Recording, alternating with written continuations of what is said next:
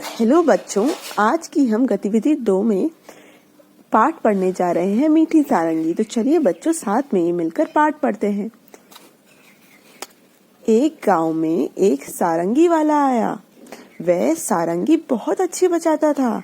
रात में जब उसने सारंगी बजाना शुरू किया तब गांव के बहुत से लोग इकट्ठा हो गए। तो बच्चों आप यहाँ देख सकते हैं कि कैसे सारंगी वाला सारंगी बजा रहा है और गांव के बहुत सारे लोग यहाँ इकट्ठा हो गए हैं। सारंगी की मीठी आवाज और सारंगी वाले के बजाने की कला से गांव के लोग दंग रह गए मतलब बच्चों आश्चर्यचकित रह गए। वो सरप्राइज हो गए कि इतनी अच्छी सारंगी बजाता है कोई इंसान।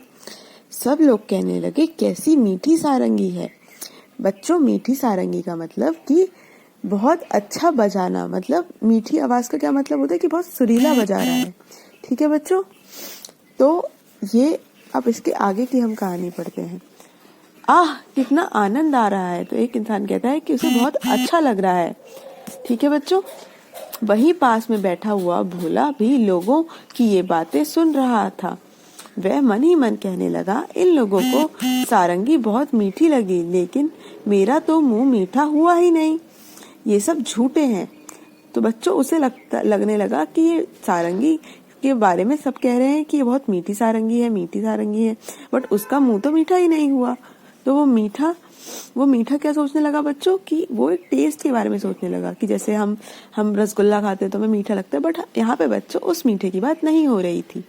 यहाँ पे संगीत की बात हो रही थी, सुरीले संगीत की बात, जिसे हम कहते हैं मीठा संगीत, वैसे ही मीठी सारंगी। थोड़ी देर बाद उसने सोचा कि शायद सारंगी वाले के पास बैठने से मुंह मीठा हो जाए, इसलिए वह सारंगी वाले के पास जाकर बैठ गया। रात के 3-4 बजे जब सारंगी वाले ने गाना बजाना बंद कर दिया तब लोगों ने सारंगी वाले से कहा, महाराज आपकी सारंगी बहुत ही मीठी है, हमें बड़ा ही आनंद आया, 2-4 दिन यहीं ठहरिए। तो गांव वालों को बच्चों सारंगी बजाने वाला बहुत अच्छा लगा और उन्होंने उनसे कहा कि आपकी सारंगी हमें मीठी लगी और उनसे रुकने के लिए भी अपने गांव में कह दिया। ये बात सुनकर भोला मन ही मन झुंझलाया और सोचने लगा कि लोग झूठ तो नहीं बोल सकते, सारंगी मीठी जरूर है, पर मुझे न जाने स्वाद क्यों नहीं आ रहा।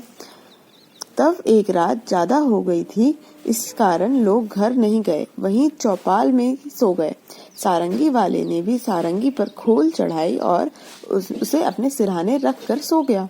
पर भोला को चैन कहाँ था। जब लोग नींद में खर्राटे लेने लगे तब उसने चुपके से उठकर वह सारंगी उठा ली और ऊपर का खोल उतारकर जीभ से उसे चाटने लगा। कुछ स्वाद नहीं आया। तो बच्चों भोला ने सारंगी उठाई और उसे चाटने लगा। अब अगले पेज पे हम देखते हैं। अब उसने सारंगी को खूब हिलाया, उसके छेद को मुंह के पास लगाकर मुंह में उड़ेला, पर सारंगी से एक भी मीठी बूंद नहीं निकली। वह लोगों की बेवकूफी पर बहुत ही झुंझलाया। अब की बार उसने सारंगी को गांव से बाहर दूर ले जाकर फेंक दिया।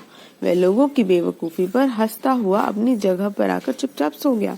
सवेरा होने पर जब सारंगी अपनी जगह पर नहीं मिली तो सब लोग और सारंगी वाला बड़े दुखी हुए। लोग कहने लगे, बड़ी मीठी सारंगी थी, पता नहीं कौन ले गया।